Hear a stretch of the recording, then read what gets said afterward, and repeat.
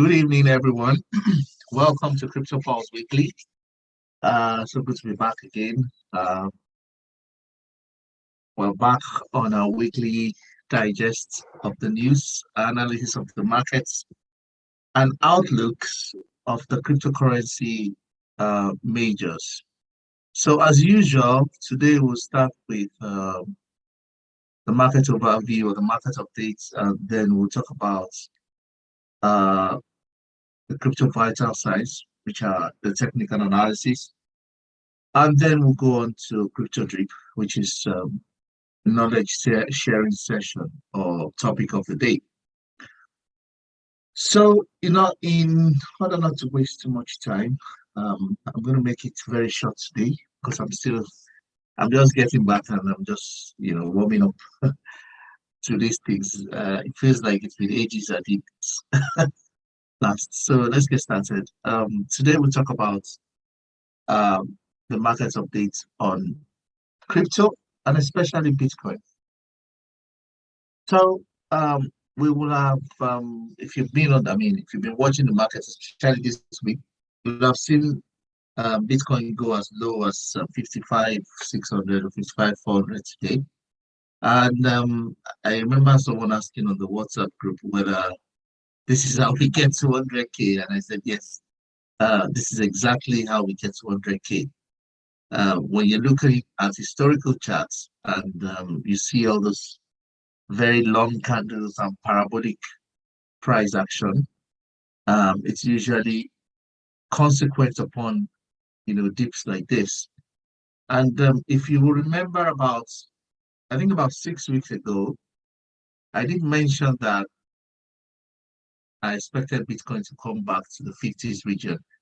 It didn't happen at the time, and Bitcoin just went off and stayed above 60 and then went back to 65 and 66 until it went to 69, then started coming down. Now, we've basically come down from 69 to 55. That's, in my opinion, that's about 25% drop. I think that's a fair correction. And if you take that length for length, that should give us almost about 50% gain from that deep. So if we take 50% of 55, that should give you about 70, 74, 75. And again, you remember when I said that if we do take a correction from 67, we're going back to 57. And if we get back to 57, I expect us to get back to 75. So my near-term targets right now is anywhere between 72 and 80K. But let's go on to talk about what's happening in the world of crypto and some key items I just wanted to discuss and talk about today. One is volatility, and we may have another local bottom in 55K. Second is the regulation. Over the last week, I think that was on Friday. Was that Friday? Yeah, it must have been last Friday. I was not fully online because I was in Nigeria, but I did notice that the Valkyrie Bitcoin ETF was denied. Um, this is very significant, by the way, because this is a Bitcoin-based ETF. It's directly based on um, Bitcoin itself, which is the underlying asset, not like the CME-based ones that has been approved for ProShares and the likes. So it's very interesting because it shows us, in a way, what the mindset of the regulators in the United States is like concerning Bitcoin as an asset itself. Time will fail to tell you about the reason why these exchange traded funds are created. Well, what I can say is that exchanges like Chicago Mercantile Exchange gives the Feds and the people in charge of monetary policy the ability to reverse manipulate the price of commodities and to basically adjust the level of money supply by buying up or selling off on those kind of assets on the CME. But that's a bit complex, so I'm not going to really go into that. But what this tells me is that we may not see this until in next year. And if it does happen, that may be the beginning of the bear markets, because I'm sure by that time it will be a situation of buy the rumor, sell the news.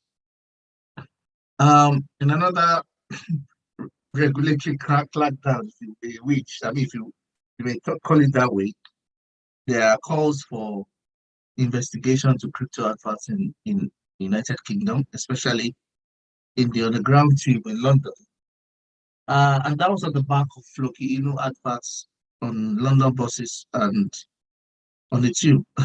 Incidentally, I've not been on the buses or the tube in the last, God knows, maybe like 6 weeks now. So I didn't really see any of it. But I understand that there were a lot of adverts for Floki Inu on the streets of London, and it did to rile up some parliament members. And as a result, they're calling for an investigation.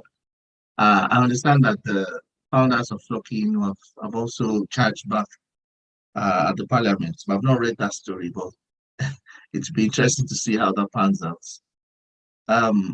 Shortly after the infrastructure bill was passed in the United States, there were a lot of complaints. In fact, even before it was passed, there was a lot of complaint from the crypto community as regards to some very vague requirements that were being demanded of crypto brokers in the United States, and that definition was quite ambiguous and blanket, and it could create a lot of problem and could really hinder the ecosystem within the United States, because the definition of brokers, for instance, could stretch from traditional brokers like exchanges, non-exchanges like Binance and Coinbase, to things as inanimate as smart contracts, requiring that those brokers, quote and unquote, collect KYC details. That's it. That's an onerous task, to say the least, because a smart contract is a smart contract. It's not designed to collect KYC from anybody.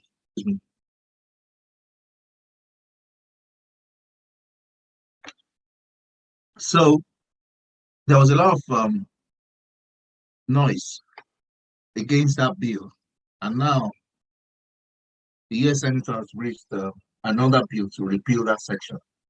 We'll talk about that later today.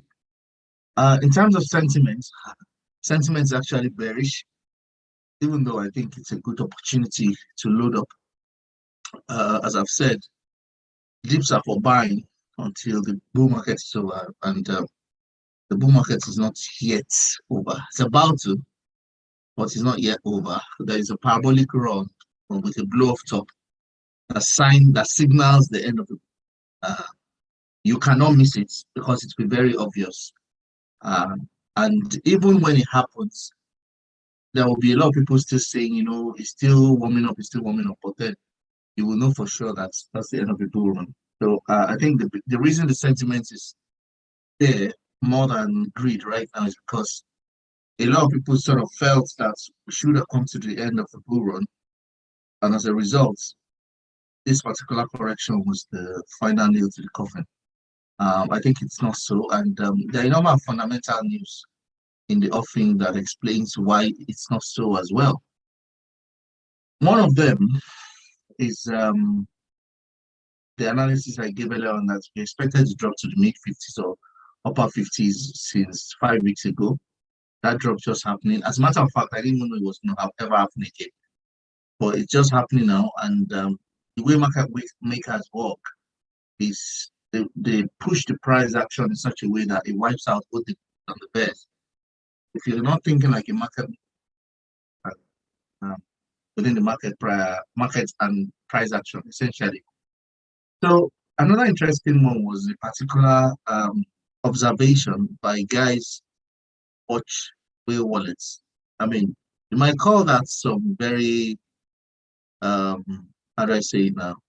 Some very strange habits or behavior for people to watch whale wallets. But the reason they watch whale wallets is because some of those whale wallets are institutional wallets, and they do sometimes have information from market makers that other people don't have.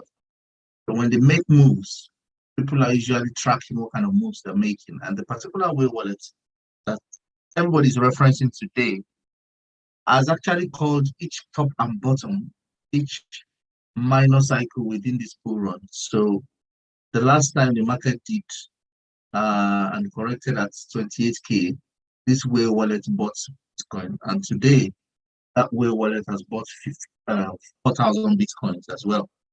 And I think, by my assessment, I think he's probably right. The Whale wallet or the owners are probably right in buying this particular dip, because it looks to me like, from everything known, from all the data I have now, it looks like a local bottom is set or is about to, take place.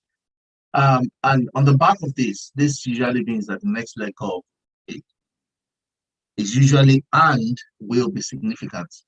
So as I said, I expect that will flip 70K to support very shortly. I don't know how fast that will happen. It might take another 2 weeks to happen, but I know it's going to happen. And we might see a very rapid rise in Bitcoin dominance as well in the same period. So what's going to drive this? This is one of the major news I think is going to put in the front burner, and that's the fact that PayPal now has functionality for merchants to collect payments in Bitcoin. If that's not huge, I don't know if the price of Bitcoin had not been crashing all the way since yesterday or since the beginning of the week. This is a major news because there are over 320 million users PayPal, and there are more than 20,000 merchants on PayPal. So 20,000 merchants will now be able to take payments in Bitcoin. That is very, very significant.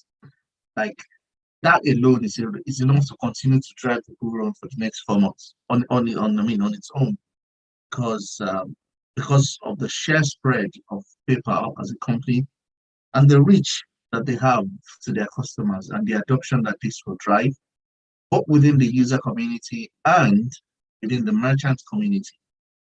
So I think this is a significant one. The effects we will start to see in the coming months, just like in September last year when PayPal said they were going to start allowing customers to hold Bitcoin. And then in October, they came back and said, you know what, we're not waiting till 2021. We're starting in October. And then we saw what the price of Bitcoin started to do then. So yeah, this is a major one. I think we're going to see the effects of this one in the coming weeks. Remember the story I was telling you the other time about the US lawmaker? Don't know this guy. Maybe it's Ted Cruz, former Trump opponent in the Republican primaries, and it's a Texas lawmaker. Yeah, and it's moving to repeal the crypto part of the infrastructure bill, strictly on the back of the fact that the bill is quite ambiguous on how and who a broker will be within its stuff. And in some analysis that I've seen, many are saying that they don't think that CryptoBit is significant on itself, because the expected revenue from taxing crypto in the US is not expected to fund up to 10% of that infrastructure bill. If that's the case, then I think it's inconsequential. But that's still to be seen. But this is a good one. And I think what this guy is doing is he's trying to pander to the crypto community in the United States. I think it's a nice strategy, because if you remember last week I told you about the New York, or 2 weeks ago, sorry, the New York mayor that won his election on the back of saying that he wants to make New York a crypto hub and wants to collect his payments. Gradually, the crypto community are becoming very powerful in the political space, because they're becoming big money bags, and as a result, they're able to influence a lot of lobbies. And if you understand how the politics works in the United States, it's how strong your lobbies work, that you get your policies across. So I think that the crypto community in the United States is getting stronger and stronger in terms of economic might, and this guy is trying to pander to that. I think he'll probably get through, because by the time this bull run is over, there'll be more millionaires in the US from cryptocurrencies. Another interesting news that I saw today was that of Sotheby. Uh, Sotheby is let's talk about Sotheby now. Sotheby is both a real estate and an auctions company. They usually take part in auctioning very how do I put it now? Very exotic items. Yeah, let me use that word. They auction very exotic and exclusive and expensive items. And just today, I saw that even I think they even put it on their Twitter handle to say that they will be taking Ethereum as payment for, for physical items going forward. It's a bold and major statement. It comes on the back of another one that I saw, but it's not in this news. When Time magazine was saying that they did hold some crypto in an analysis that they were doing on the back. I can't remember where I saw that today. I probably saw it on. So, so the adoption is coming. The adoption is here. And as I was telling one of my friends today, I think we're still very early, to be honest. We have less than 1% of the world investing in crypto at the moment. So still very early, it's very, very early days. And like I said, if you if you give yourself a 10-year horizon, you'll see that we're still early because in 10 years' time, Bitcoin will definitely be selling at over $1 million. I mean, $1 million might not be worth so much more then, but it's still a lot of money regardless. But definitely, adoption is here, and the price action is gradually responding to that adoption. I did mention 2 weeks ago as well that the CME competitor Bakkt will allow their customers to buy Ethereum and Bitcoin. And I mentioned that customers can take loan against their crypto on Coinbase in the US. These are major um, shifts in the dynamics of crypto adoption. Because if you know, so I'll give you a very simple case study. You're an hedge fund, you have 100 billion USD assets under management. You're considering an allocation, and somebody says, you know what, you can do a 25% allocation to crypto.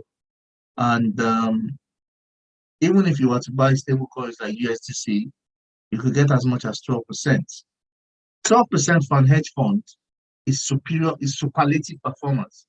Hedge funds usually do the range of 3.5 to 6% on the average every year. So if a hedge fund gets 12% on their investment, that's mind blowing, like absolutely mind blowing. So if you have this kind of figures, and I mean, I'm not making this up. You can get 12% on your investment, many stable coins, if you know where to look.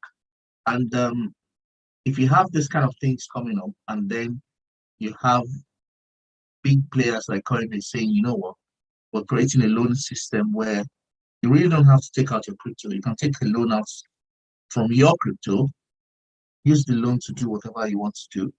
As your crypto appreciates, so in this case, we're talking, let's say, Bitcoin.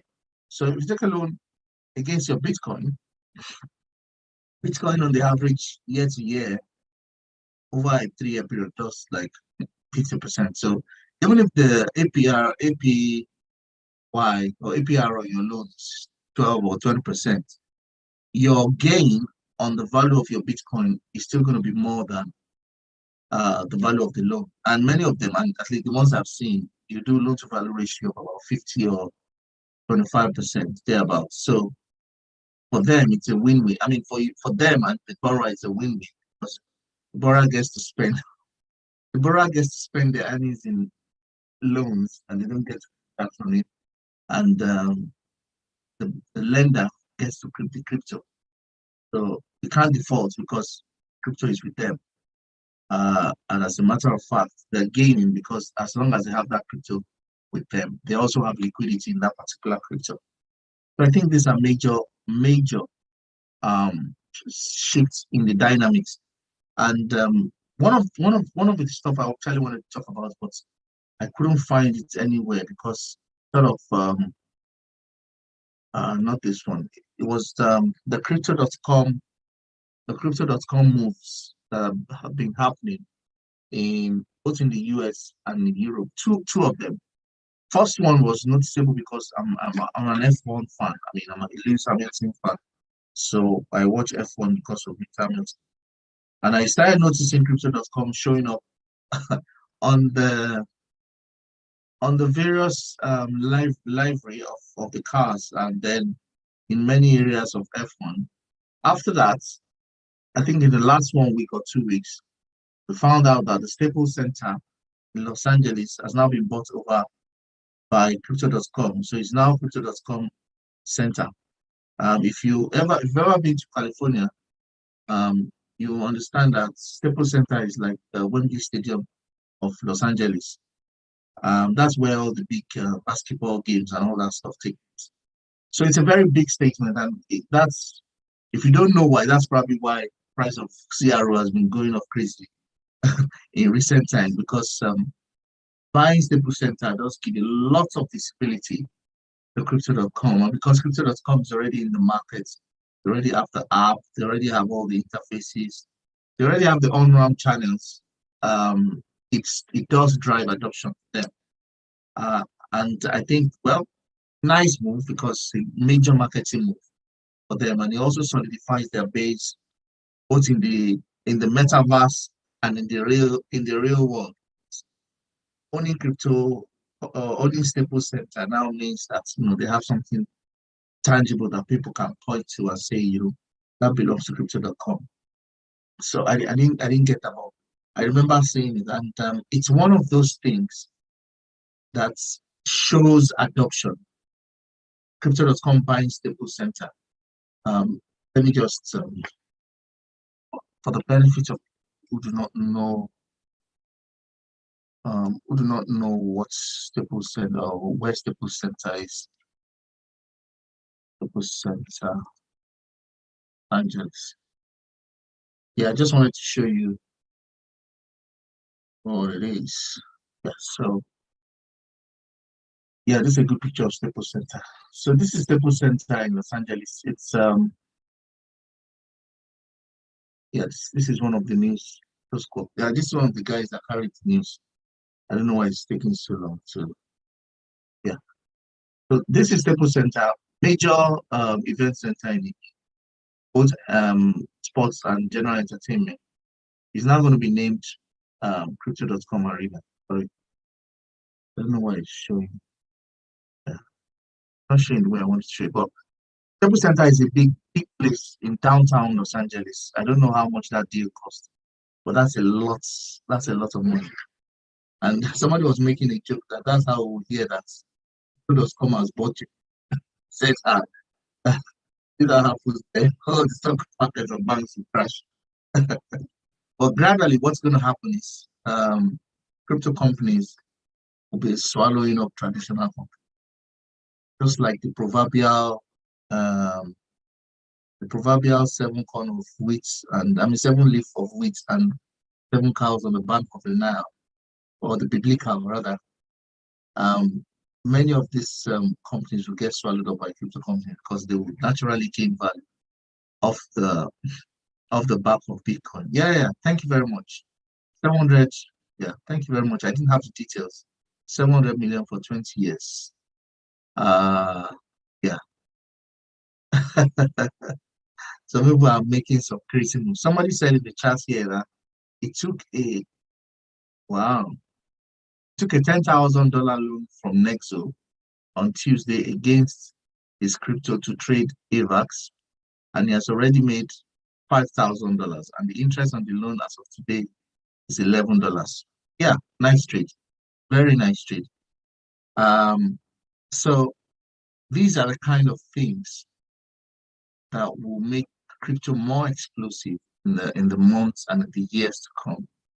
The kind of agility that you have in financial instruments that you hitherto would not have had in traditional finance will automatically drive the adoption, automatically drive the interest. I'll give you a good example. Like I was discussing with somebody that Kevin Larry was saying that was trying to pull his money out of stocks and bonds, and then somebody told him I should consider crypto, and he was like, "Oh, what's crypto and all that?"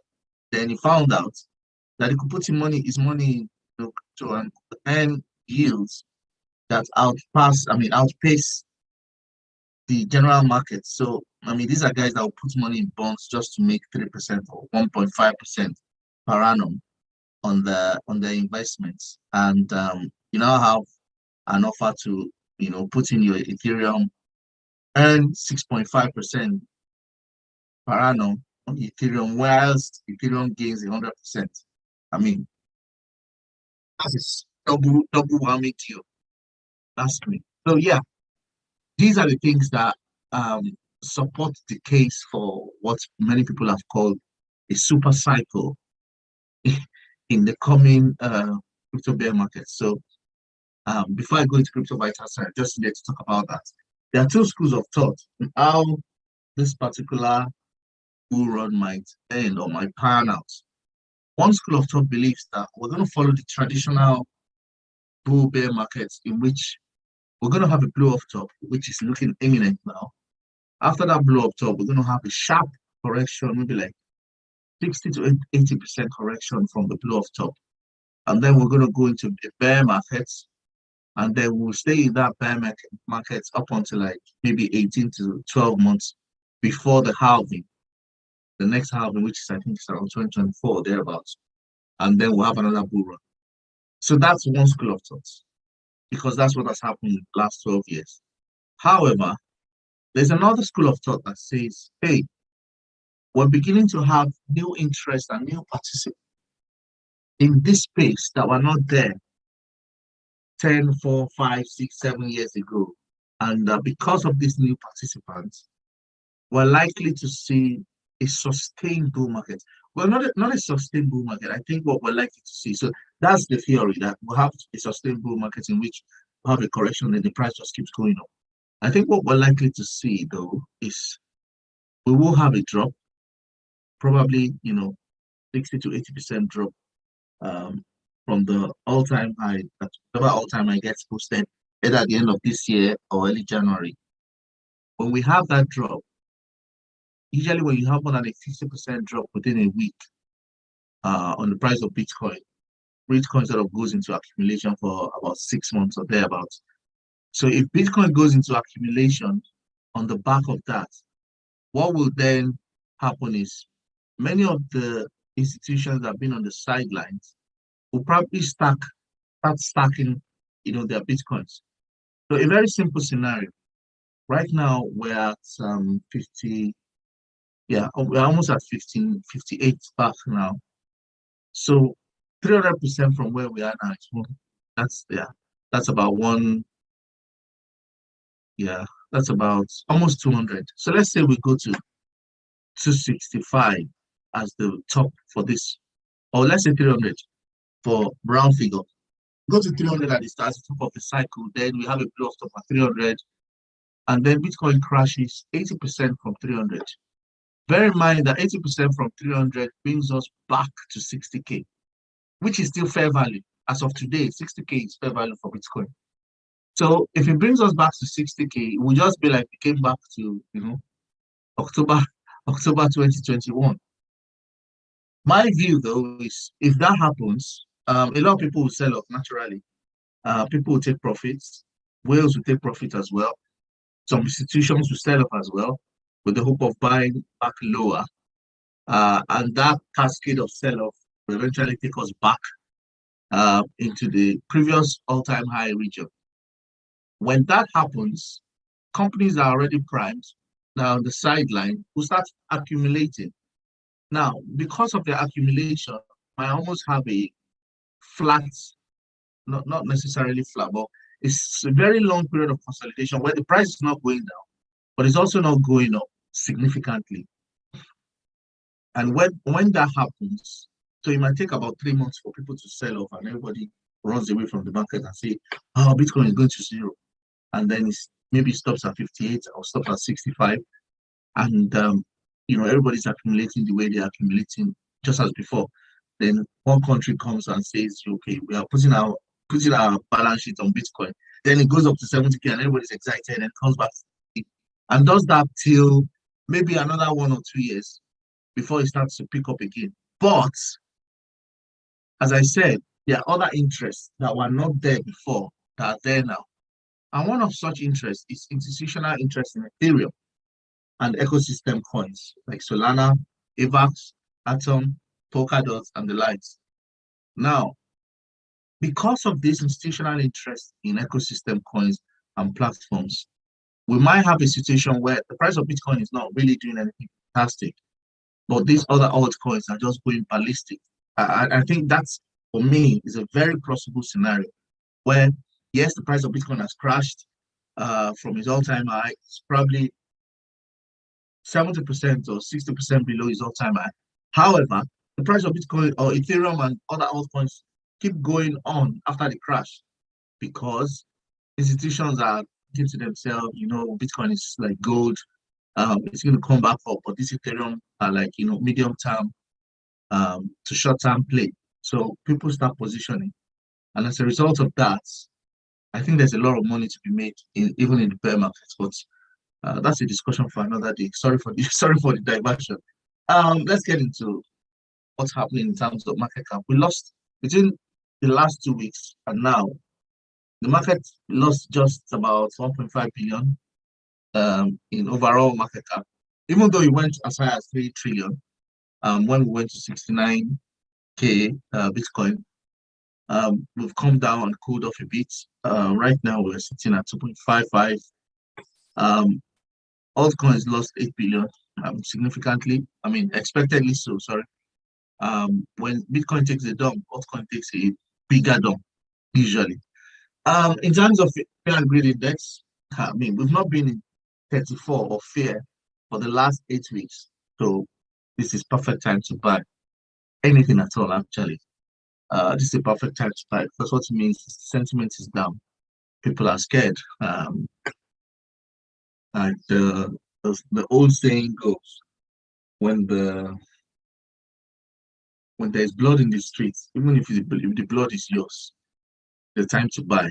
So this is the time to buy. I mean, regardless of how nasty the price has dropped, it's the time to buy. And I mean, there are so many things I can show you on the chart. I'll show you a couple of things shortly to tell you that we're just about to make a U-turn for the upside. In terms of where we are in the cycle, like I said, we're very close to euphoria. I think we're here. We're just oscillating between here and here right now, between the top and the bottom of thrill. We're at the bottom of thrill now because we've had this correction and people are almost going into belief, saying, okay, yes, we're there, but we're not sure. Some people think we're already back at optimism. But I think we're close to here, where everything will just keep going up for a few weeks, and then it's all over. As I've always said, we're prepared to take profit, or you will never take profit. I don't want to say money, but the notion of wealth is like opium. It has a feel good feeling to it. So when you look at your portfolio is maybe it's even, becoming in millions of whatever currency. There's a tendency for hubris and delusion. Let me use that word, for the hubris and delusion to set in, to think that it's going to continue like that forever. It's not going to continue like that forever, at least not in the short term. In the short term, those prices are going to flatten out and going to become deflated. And it might become, I mean, if at the peak of bull run you are seeing 1 million in your accounts, I suggest you cash out and wait on the sidelines. Not a financial advice, of course, but it's just the way the market works. Because if you don't sell here when we are at euphoria, then you're probably going to sell here when we are at capitulation. So make up your mind when you're going to sell and pay. Plan your trade and trade your plan. Plan your investment and follow the plan of the investment. In terms of what we had in the chart, this was the chart at the beginning of I think it was the daily chart at the beginning of November that was showing that 61,000 was our new level of support. I go to the charts now. This looks messy. Let me look for another chart. Oh, same thing. Okay, this is fair. It's better. Yeah, so on daily charts, what we've seen here is that we've made a touchdown to 55K from, well, let's measure it for simplicity's purpose. So we've done, yeah, 20, just on the verge, just about 20% drop. 20% drop from the top. It's a fair drop, in my opinion. Considering the fact that, where's my blah? Considering the fact that we made, yeah, almost a 20% gain as well when we first dropped down. So when we first took this correction from 7K to 57, we made a 20% gain. And then we did another 20% drop. However, if we plot this, so I'm going to use Elliott Wave principle here. Elliott Wave principle is a wave principle that says, the market moves in impulses and corrections. And if we use that principle, just pick one of this. If we use that principle for this, what this will suggest is that this is wave one, this is wave two, this is wave three, this is wave four, and this is wave five. General principles, wave one and wave five are usually similar in length. So if we took the length of this and took the length of this, which is that's a long shot, 70%, and then we apply the same for the length of this, that will automatically put us in the 3,000 range, just based on the measured moves of the markets. I think that's fair value before we see another near correction. Now, this usually is plus or minus 10%, because what can then happen is the market can just get crazy and keep going up and up and up beyond what is currently. But I think a 3% is fair for the next targets. Even though I think we'll see some hesitation around here, around 74, 75,000. But I think a 3% is fair targets for Bitcoin in the coming days and weeks. If we went to the weekly charts, so I had okay, sorry, this is another. I had this plotted out before.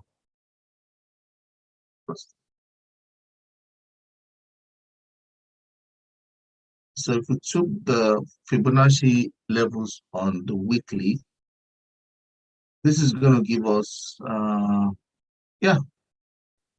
So when Plan B says that 100K is inevitable before the end of the year, these are the metrics. Even the technicals, I mean, it's talking about it based on blockchain, on-chain analysis, but just technical analysis shows that those are the levels. So from where we are now,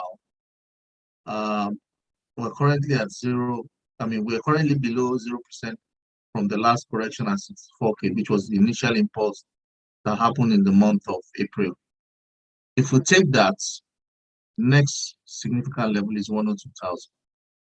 I think we're in good stead to hit 102. It might take us more than 5 weeks or 6 weeks to get there. I think we're in good stead to hit it. And I think we might be lining up for something like what happened last Christmas, where from Christmas Eve, the price just went crazy and was just going up and up and up and up and up. But in the near term, I think we will probably see 81K. So you remember the Fibonacci I plotted on the daily was saying that 83K was our measured move on the daily, and this line is also confirming that.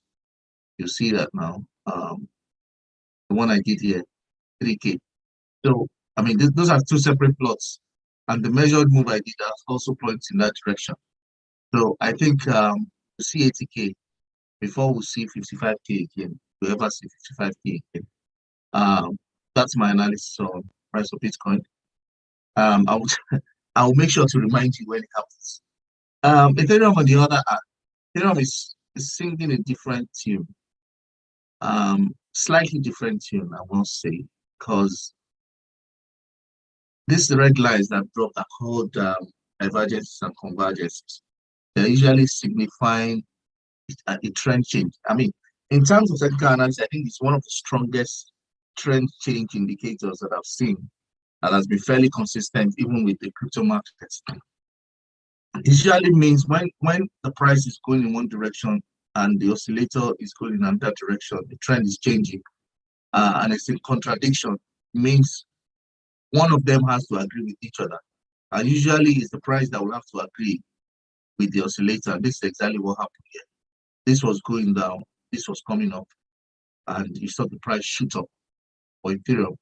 On a larger time frame for Ethereum, so on a daily time frame, where did I have that stuff? So on a daily time frame, we have Ethereum expected to hit 5,400 thereabouts. If we apply the same principle that I was talking about on wave theory the other time, it actually is a lot further. Yeah, I think I tried to do that earlier today. If you apply the same principle, Ethereum did 107% on its first wave. So 1, 2, 3, 4. So if we take this current move as the beginning of wave 5 on Elliott's waves, what it will give us will be 1,200. Generally speaking, I think this is inevitable. One, because the price of Bitcoin is going to pump. Two, because Ethereum is trading the historical price action of Bitcoin from the last bull run. Might not have enough time to explain that. Why it's what I'm.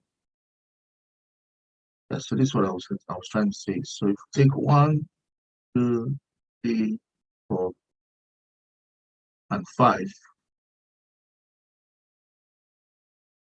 5 is going to take us up to this week, around 6.5. You assume that the length of 1 is the length of 5.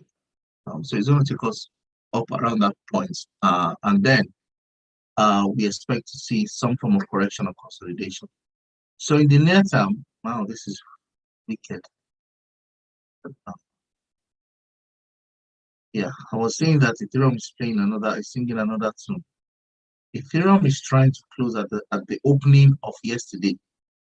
That is huge. Now, on a pure candlestick analysis, this is called either a railroad track or actually there are different names. If it matches up length for length, it's called a railroad track. If it doesn't match up, I can't remember that name. It has one Japanese name like that. But this is usually a sign of reversal, especially if the following candle goes in the same direction. So right now, Ethereum has been pumping since morning. I think I woke up at 4 a.m. and I had seen Ethereum not dumping the same way Bitcoin was dumping. I knew something was in the offing. And that divergence I showed the other time actually occurred way earlier on Ethereum today than Bitcoin. So for me, I think this is because one, the metaverse and the NFT craze going on is likely seated on Ethereum, and there's a massive amount of demand for Ethereum. Also bearing in mind that Ethereum is burning its supply to create a deflationary mechanism within itself. So it's also reducing the supply. So as I said, even if Bitcoin comes to the end of its own cycle at the end of this bull run, I think we might have a super cycle in Ethereum based on this kind of metric. So as you can see, if we took let me use this one. If you took the daily charts of Ethereum and Bitcoin and we compared their moves, so this was the move for Bitcoin from 20th of July, 1, 2, 3, 4, 5. 1, 2, 3, 4 rather. So we can take this as you can see it's not as smooth. It has a lot of smaller waves in between.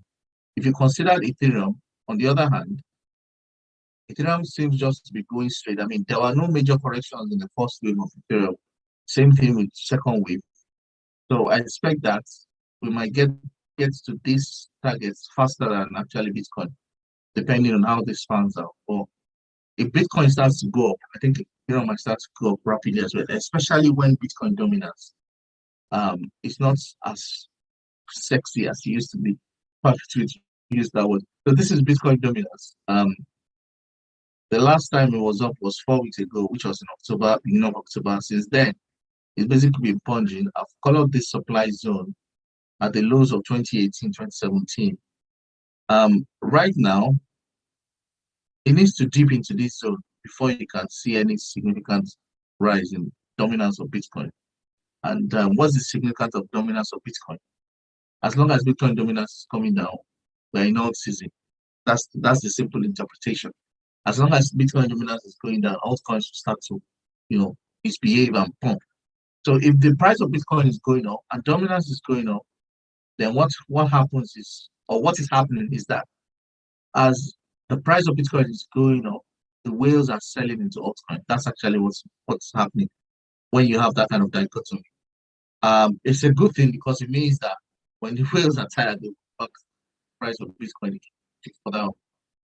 But I'm waiting for the next 2 weeks to see how this is going to play out, especially the dynamics between Ethereum, altcoins, and the price of Bitcoin.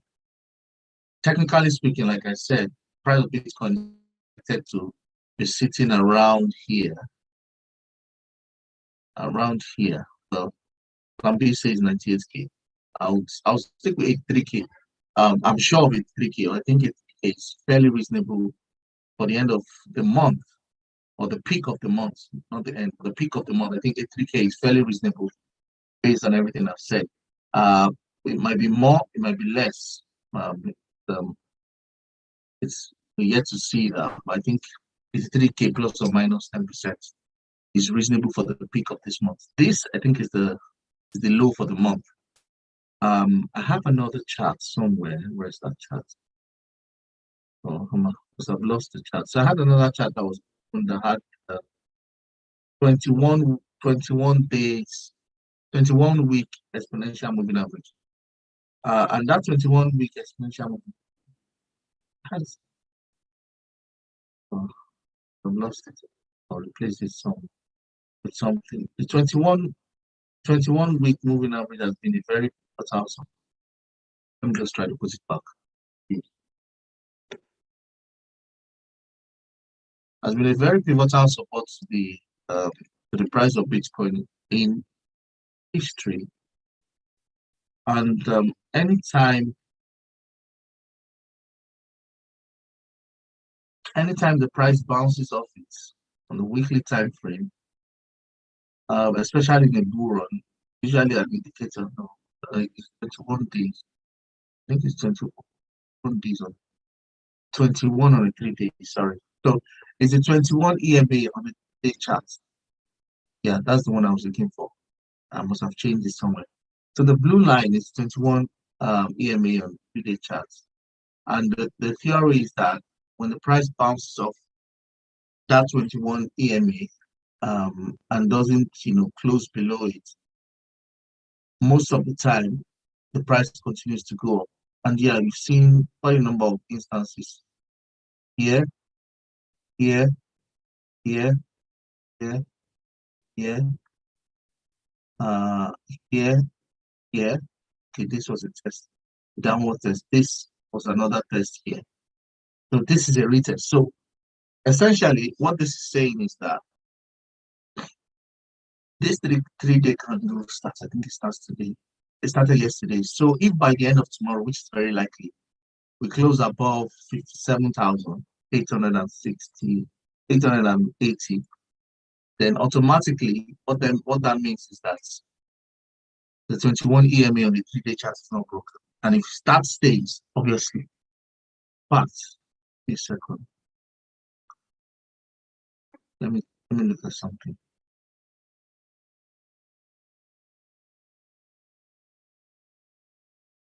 Ah, that's quite insightful.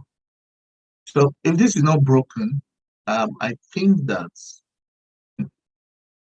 we might be actually creating a new bottom here from which you might need to plot the different Fibonacci. This is actually very interesting. I'm just seeing this one. And I think so. This measured here to here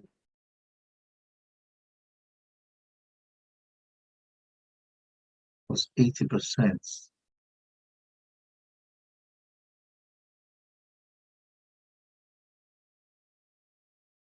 Yeah. Okay. So if we place this here, yeah, still in the range of 80s. It's actually in agreement to an earlier analysis. So I think our next local top might be in the, based on what I'm seeing on the charts. So yeah, I think that's enough for the charts today. Wow, Chrome is really good. Okay. In terms of other ones, yeah, I did mention that there were some coins to watch out for, which were metaverse coins. I mentioned them. Uh, I mentioned them on the on the WhatsApp group, and I did say that you should watch out for them. If you want to buy, you can buy them now because we're at the local bottom, as I earlier said. So any coin now from current price will actually see significant gains in the next few weeks. Any, and I mean not any though. I mean let me correct myself. Any metaverse coins um in the next few weeks will see significant gains. And one of them is Sand. I actually have the Sand chart open. One of them is Sand, another is Mana. Um, these are major metaverse coins. Mana because Sand because of Mana. So my immediate target for Sand is 5.1. After which I think it will consolidate a bit. Um, for I think for Mana, I had Mana somewhere. Probably deleted it.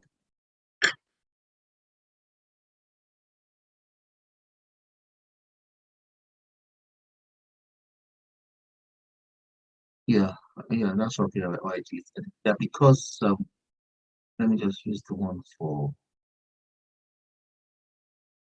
another years. Yeah, that's a better one.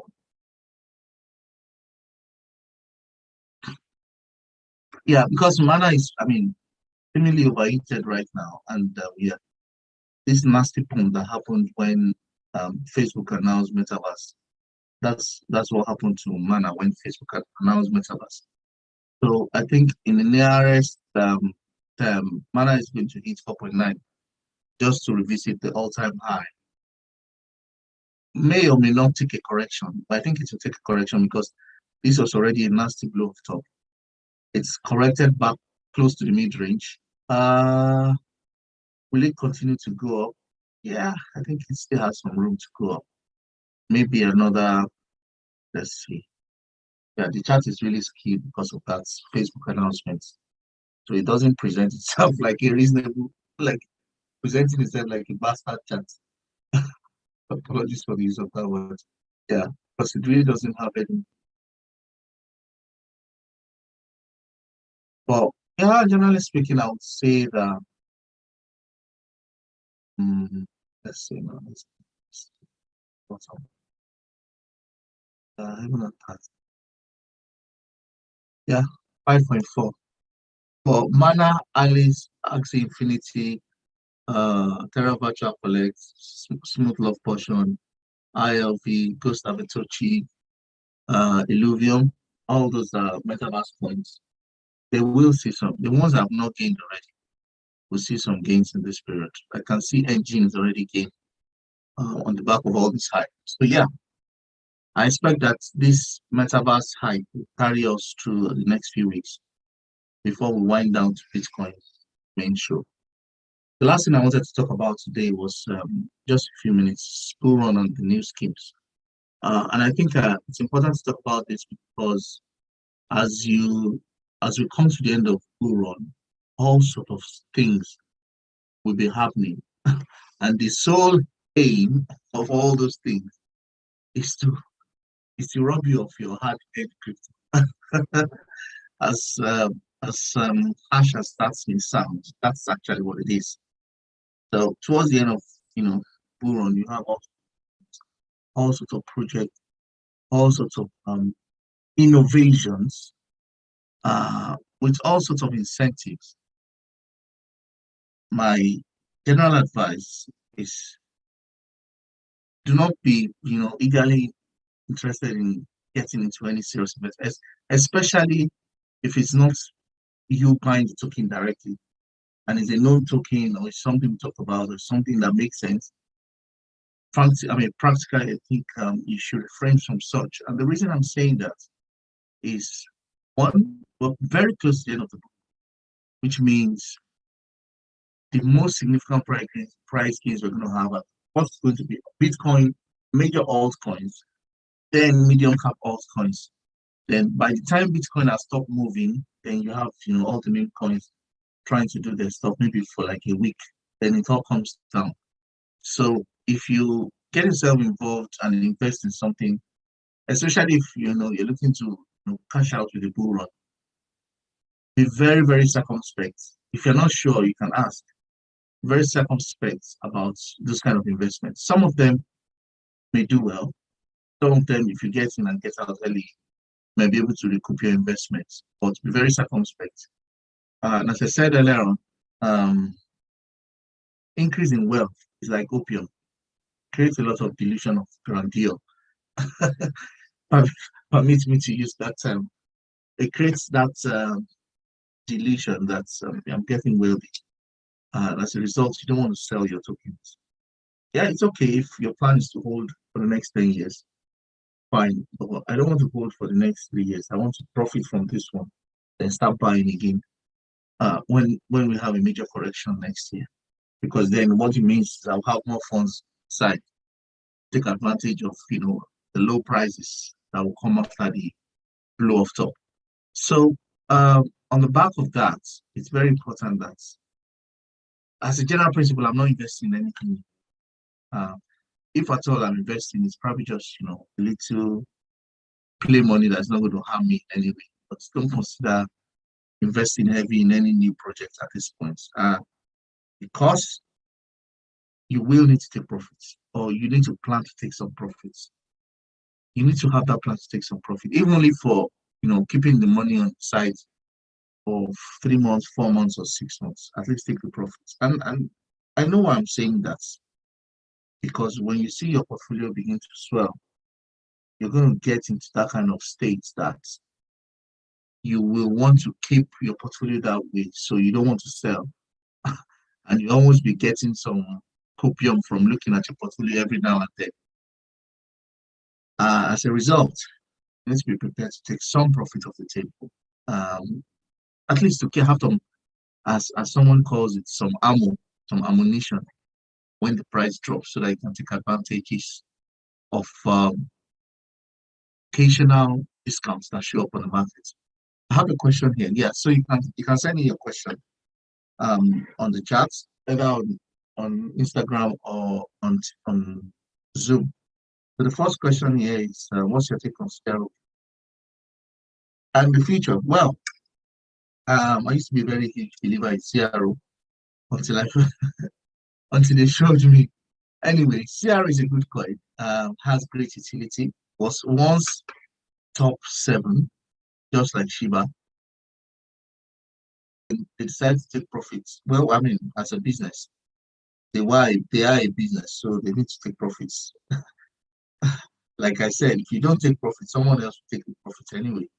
So they decided to take profit at the end of the initial altcoin one last year, and the price crashed. Yeah, the price is back now. I think CRO is now somewhere in the range of 40 or 50 cents. Yeah, I think it will easily hit $1 before the end of this bull run, very easily. However, like all altcoins, when the correction happens, you'll probably drop back to like maybe 10 cents or even lower because the bulk of the CRO tokens is still being held by the CRO organization. So even though they have good utility, they have capacity to actually depress the price. And they can very, very easily control the price because the bulk of the token is sitting with them. But in terms of utility, yes, they have utility. They are set out from the beginning to try to compete with Binance. They're not doing a fantastic job, but they're trying. They're trying seriously. Um, so yeah, I think it's a good coin. I mean, without any bias, I think it's a good coin. Just that it might not move when you expect it. So it might do that, 100 or 300% from current price, and then become a stable coin like XRP. But I mean, it's a good coin. I use CRO a lot, so I think it's a good one. And their current incursion into entertainment get them a lot of adoption as well. So yeah, I think it's a good coin. It's also a good coin if you want to hold for the long term. But I'm not holding any CRO for the long term for now. Maybe I'll start holding from mid 2022. But I think it's a good coin. The same way, AVAC is a good coin. The same way Solana is a good long term. Same way, what's the name of the one? Polkadot as well. So yeah, it's beginning to earn its place gradually as a major altcoin. It was a major altcoin last August, September. But it's almost like first 20 now, if I remember. So it's gradually moving up in. So yeah, that's my opinion on CRO.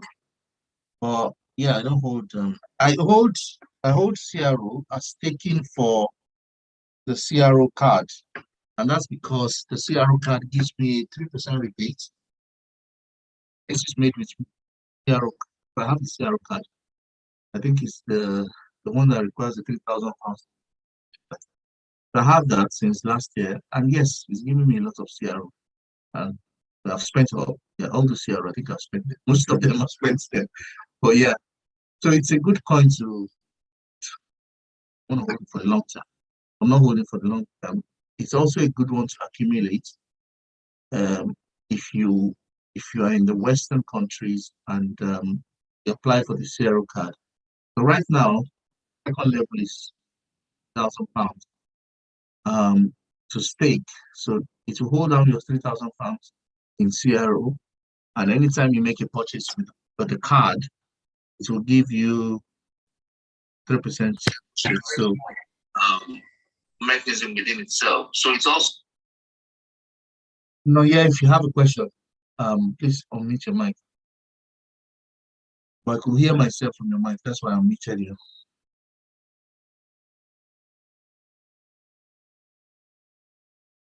So that's my take on CRO. Any other questions before we call it a day today? Thank you very much, Dr. David. Yes, sir. Good evening. Good evening, sir.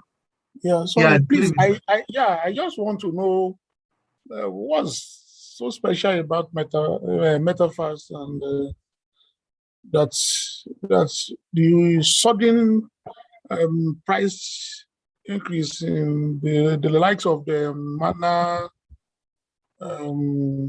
Sand, and all those stuff. I wouldn't know because I was thinking probably these are likely to be for a long time investment that one may not necessarily need to sell because despite the dip we experienced in the last 48 hours, there was still money.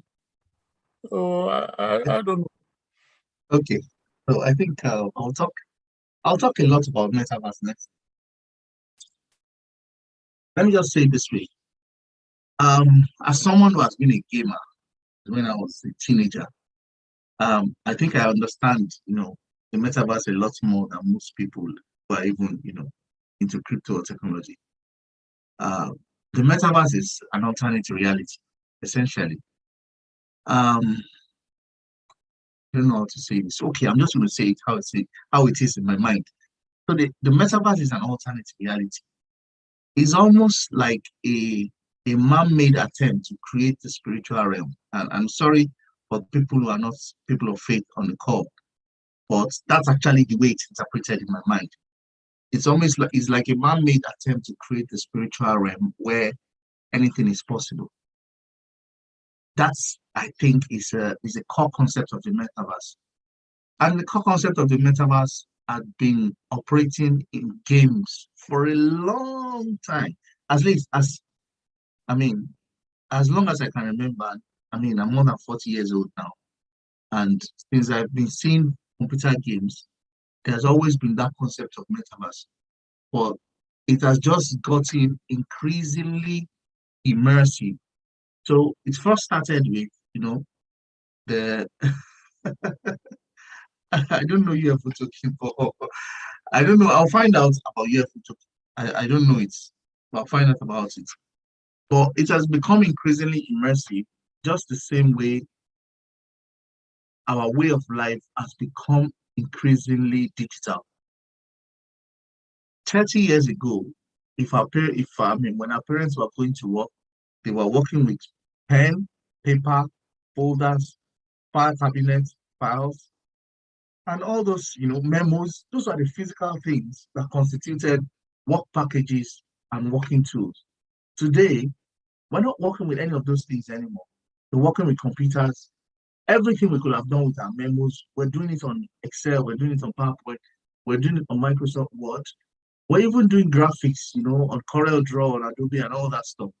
So all that activity, like Michael Saylor would say, the energy has been converted from, physical energy, digital energy. And as a result, the output is now digital. And that's why, to a good extent, it's easier for people to work from home now because everything that constitutes work, majority of it is now inside the computer. Now, the same ways is the way the metaverse has evolved. So since the day of gaming, and even before Bitcoin, there's always been games where you can pay to get game tokens and to do stuff within the game. It became more popular, of course, with the evolution of apps where you have what you call in-app purchases. If you play games on your phone or your children play games on your phone, you'll have seen things like in-app purchases. The essence of in-app purchases is to make people pay real life money for virtual reality, essentially, because for those in-app purchases, you might not be able to scale some levels because you don't have some skills or some tools. For you to have those tools, you need to pay in the physical world, and then you get those tokens in the game world. Now, this game world is what technology think tanks have now converted into metaverse, meaning a world of virtual reality where you can create your own planet, create your own world, create your own community, create your own stuff. And I mean, if you ever play games, I mean, I know some of you play Call of Duty and Grand Theft Auto. You find out that those games are like metaverse. You need to buy stuff. You walking around like GTA. You walk around, bank and acquire their wealth and stuff like that. So the metaverse is about creating that alternate reality where people can do stuff and actually retain value in that stuff. And a lot of things have ticked it over this year. One of it was NFT. NFT is actually, I think, is one of the precursors of this metaverse space because the very concept of NFT is that it can create digital tokens or assets that are irreplaceable, unique, and carry its own value all over the world or whichever, whichever sphere you want to use it. Because of NFTs and because people found out what you could do with NFT, they started expanding on the concept of metaverse. And Facebook saw that. Remember, so many years ago, or not so many years ago, Facebook was trying to launch their own cryptocurrency and got clamped down because, of course, regulatory constraints and ethics and all that. But Facebook, as a technological giant, is also trying to play in the evolution. As a result of that, Facebook found out they couldn't, operate from the cryptocurrency angle, decided that, you know what, we're going to operate from the metaverse angle. So operating from the metaverse angle gives them a, a very smart leeway, actually, because what it then means is that you can't regulate the metaverse, because in the metaverse, you're creating an alternate reality. It's like trying to create the matrix. If you've seen the matrix before. So let's assume that we're at the beginning of the creation of a matrix now, but in this case, it's different people trying to create different things in a matrix. The metaverse is just an advanced form of the internet. I may put it simple way, but it's going to get more immersive, going to accrue more value over time, because what it means is that, let's say Decentraland. Decentraland, for instance, which is Mana, is creating a planet of some sort where people can buy real estate, set up structures, as in buildings. Within those buildings, set up things. So you can set up a shop selling stuff in Decentraland, which if you get engaged, it will look like a game. The same way Axie Infinity was pumping crazily, because in Axie Infinity you could actually make money on the game that is transferable to real money in the real world. So it's an evolving phenomenon.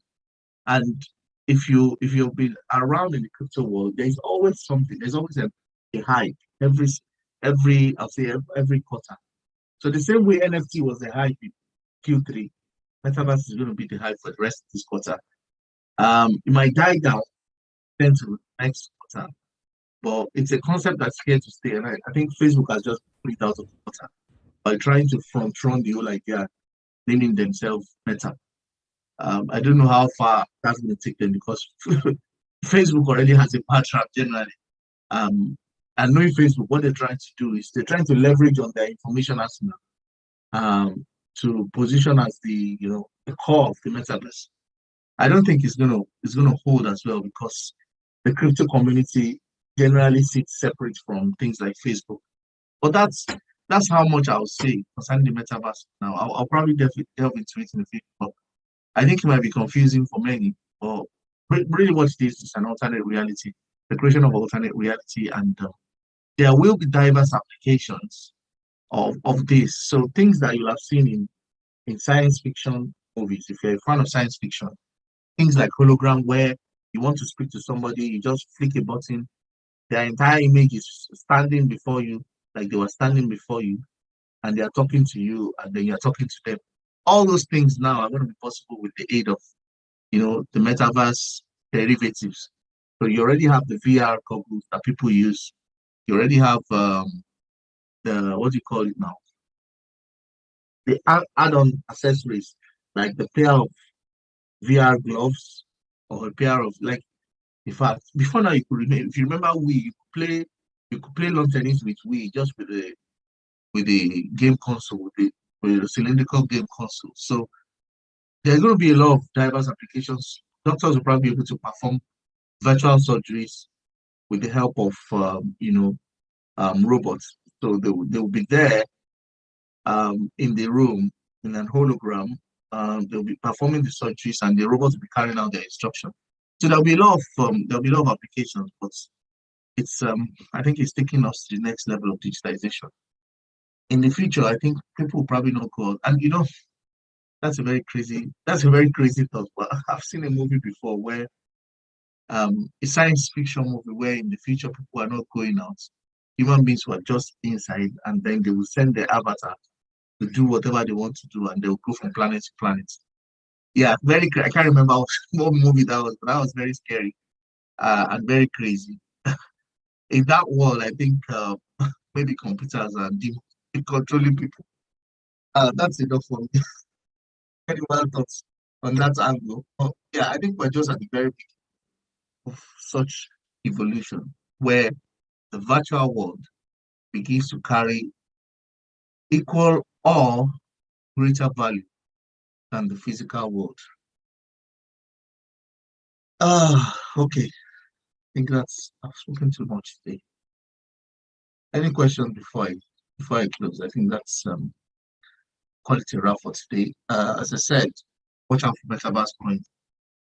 I think all those ones I've mentioned gets a lot of action. I think Alice and Mana, Axie Infinity, ILVD, PDK, SLP, and Ghosts will see some action in the coming weeks. Thank you very much, everybody. You have a lovely week or weekend ahead of you. Thank you so much. You're welcome.